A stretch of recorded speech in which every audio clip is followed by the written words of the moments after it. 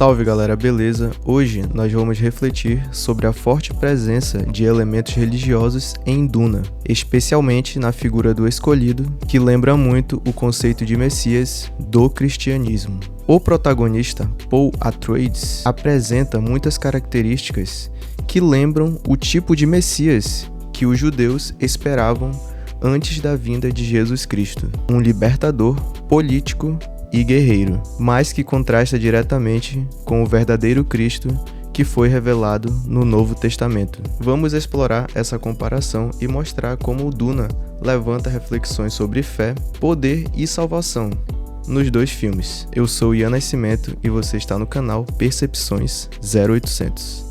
E sem mais delongas, vamos lá.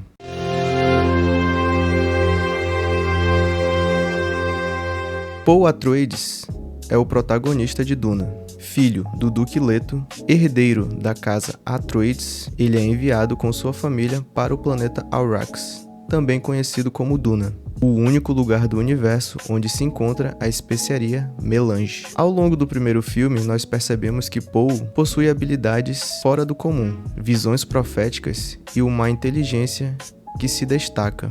Ao entrar em contato com o povo Fremen, povo nativo de Arrakis, ele descobre que há antigas profecias que falam de um Messias vindo de fora, um libertador que conduzirá os Fremen à vitória sobre seus opressores. Paul rapidamente é identificado pelos Fremen como o cumprimento dessas profecias. Eles o chamam de Mandi e Lisan al-Gaib, termos que evocam uma imagem messiânica. Ele é visto como, esse termo que você está vendo que eu não sei pronunciar, Kwisatz Haderach, um ser superior que é capaz de enxergar múltiplos futuros e unir forças políticas, espirituais e físicas. Essa expectativa messiânica, no entanto, está associado não a uma libertação espiritual, mas à libertação por meio da guerra. Paul se torna o líder militar e religioso dos Fremen, guiando-os a uma jihad, uma guerra santa que visa derrubar os Harkonnen ou Harkonnen e o Imperador. Esse tipo de Messias, guerreiro, estrategista e líder político, corresponde a uma imagem que muitos judeus da época de Jesus tinham sobre o Messias que viria restaurar o reino de Israel. Paul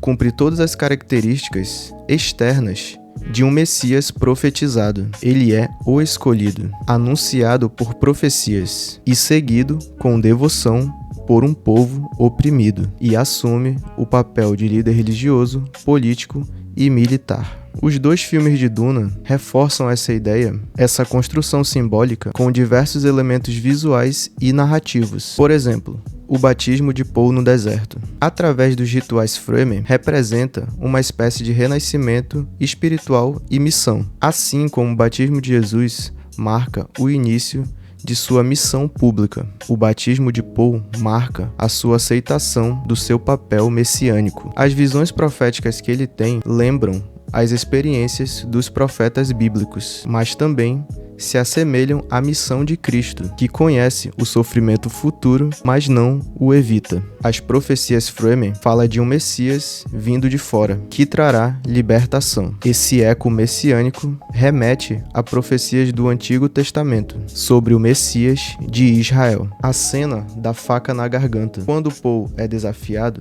representa uma passagem ritual de provação e responsabilidade, muito semelhante às provações que Cristo teve de passar antes de iniciar a sua missão. A cena diante do imperador, quando Paul reivindica o trono e ameaça com a jihad, caso não seja aceito, simboliza a entrada messiânica no poder. Mas aqui, o poder é conquistado pela força, e não pelo amor e pelo sacrifício. Apesar de todos esses elementos simbólicos, o que torna Paul um Messias trágico é que ele vê os perigos de assumir esse papel. Ele percebe que sua ascensão pode desencadear uma guerra devastadora em nome de sua imagem. Ainda assim, ele segue esse caminho, não porque deseja, mas porque considera inevitável. A comparação entre Paul e Jesus Cristo é inevitável, mas ao mesmo tempo mostra uma grande oposição. O Messias esperado por muitos judeus na época de Jesus era um libertador político, um líder militar que tiraria Israel da opressão do Império Romano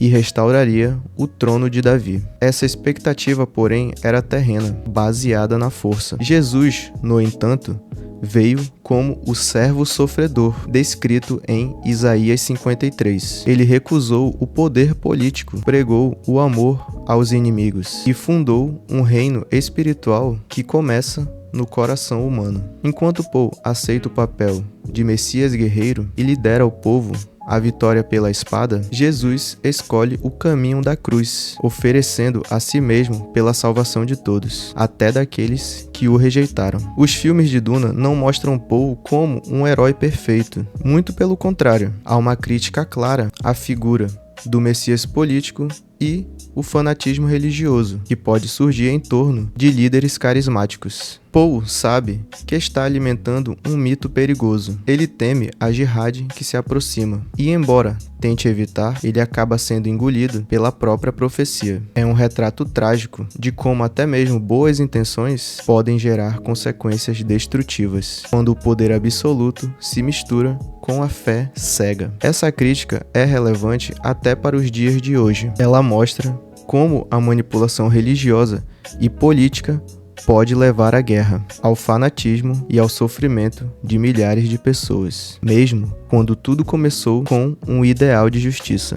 Em resumo, os dois filmes de Duna constroem a imagem de Paul como um Messias, mas não o Cristo do Evangelho. Ele é, na verdade, um retrato do Messias que o mundo esperava, forte, guerreiro, político e dominador. O verdadeiro Cristo, no entanto, veio com uma missão muito mais profunda: libertar não apenas da opressão externa, mas do pecado, da morte e do mal interior. Ele não venceu pela espada, mas pela cruz. Não impôs o reino, mas o ofereceu em liberdade. Duna nos ajuda a refletir sobre o perigo de esperarmos salvadores que apenas reproduzem os mesmos padrões de poder e violência, e nos convida, ainda que de forma indireta, a olhar com mais profundidade para o único Messias que trouxe a verdadeira redenção: Jesus Cristo. Se você gostou desse vídeo, curta, compartilhe, comente se você quer mais conteúdos deste tipo, o anime, a série ou filme que você quer ver aqui, e também se inscreva no canal para fortalecer o trabalho. Muito obrigado por você ter assistido até aqui, paz e bem, e até a próxima.